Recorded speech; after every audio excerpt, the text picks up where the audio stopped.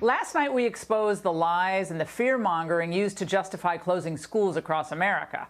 We showed the best science out there on why all schools should reopen to their students, preferably 5 days a week. The response, I have to say, was huge, and it was bipartisan. Children must be taught in person. Nevertheless, Louisville, Kentucky just announced that all fall classes will be online. Same with San Francisco schools. Now forget that extensive new German study showing that kids can't readily spread the virus, or that schools across Europe have not seen any major spreads, though schools have been open. Can't let the facts get in the way of spreading panic.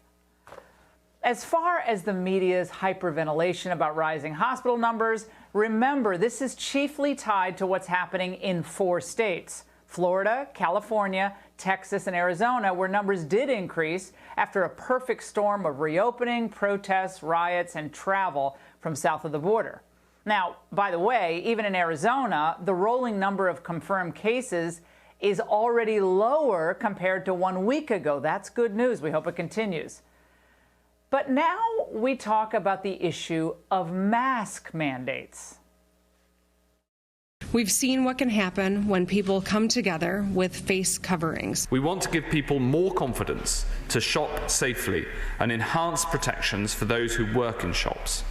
Both of these can be done by the use of face coverings. You could literally kill someone because you didn't want to wear a mask. I'm convinced that the benefit of wearing a mask clearly is there. Now, I want to make clear, I'm not telling anyone not to wear a mask. That's not what we're here for. Instead, I want to move beyond hyperbole and focus on what the latest science actually tells us. Now, we've heard for months that wearing face coverings, even homemade ones, cloth ones, is a selfless thing to do, and it's even a patriotic duty, which I have to say sounds pretty cool, and it even sounds like a unifying thing. The emotional argument is really wonderful, but again, what about the actual data? Now, consider the following from the very medical journals and organizations that we're led to believe are infallible. A 2015 study recruited healthcare workers from hospitals in Hanoi, Vietnam, and examined the benefits of cloth masks used in the healthcare setting, and then measured flu and flu-like virus transmission.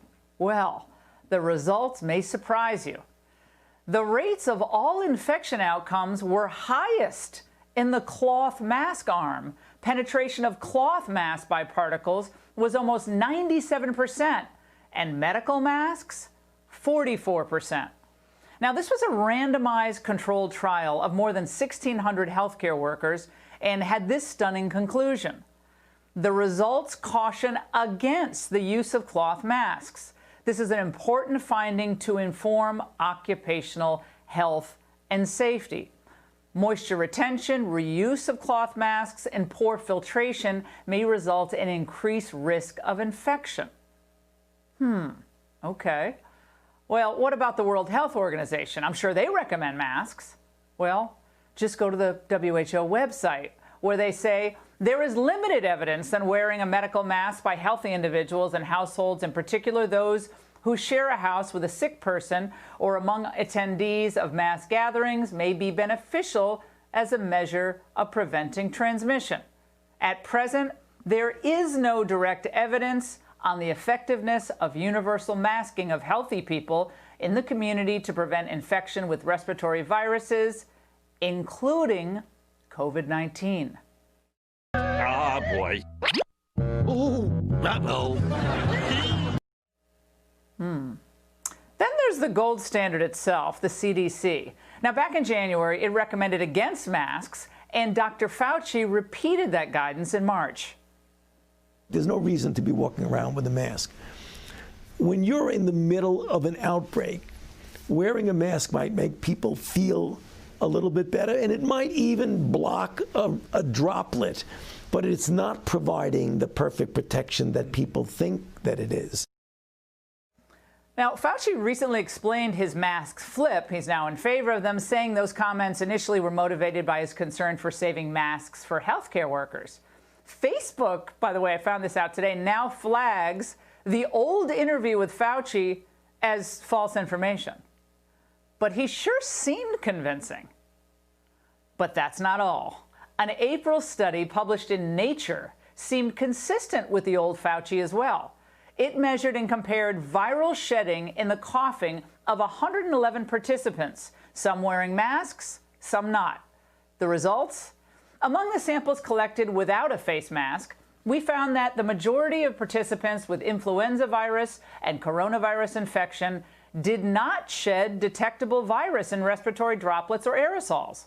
For those who did shed virus in respiratory droplets and aerosols, viral load in both tended to be low.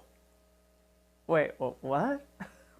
The majority of confirmed coronavirus infections without a face mask didn't shed detectable virus in respiratory droplets or aerosols? And for those who actually did, the minority, there was very little virus present? Okay, wait, it gets better. The major limitation of our study was the large proportion of participants with undetectable viral shedding and exhaled breath for each of the viruses studied. We could have increased the sampling duration beyond 30 minutes to increase the viral shedding being captured, but apparently people didn't want to do that. So again, let me just explain this. Over the space of 30 minutes, they were unable to capture any viral shedding in a large proportion of participants with confirmed known infections. Again, what? Indeed, they go on to explain that perhaps forced coughing might have helped. Forced coughing? So the issue, as is explained in this study, is that non-coughing or sneezing people are by and large not shedding virus in their ordinary breath. If they're coughing, well, of course, that's a different story, of course. Someone who is actively sick is, well, they're actively sick. But especially now, many coronavirus infections are not symptomatic for cough. And among those actively sick but not coughing, they had great difficulty in this study finding virus expelled under lab conditions. And in lab conditions has extremely sensitive equipment. Again, these are people who were actively sick and had a fever. So much for the theory of asymptomatic shedding of infectious virus out of one's mouth or nose.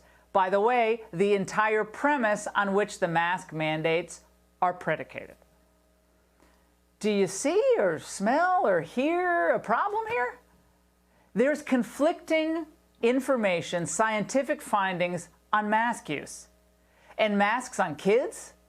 Well, it's hard to see how any of that should be the new normal, given reported low levels of infectivity and infectiousness of children.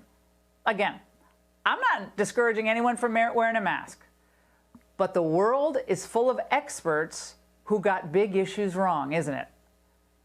Before Americans are forced to accept new restrictions on their freedoms, or even be shamed or even beaten up for not complying with these mandates, shouldn't state legislators hold hearings and discuss the findings that I just brought you tonight?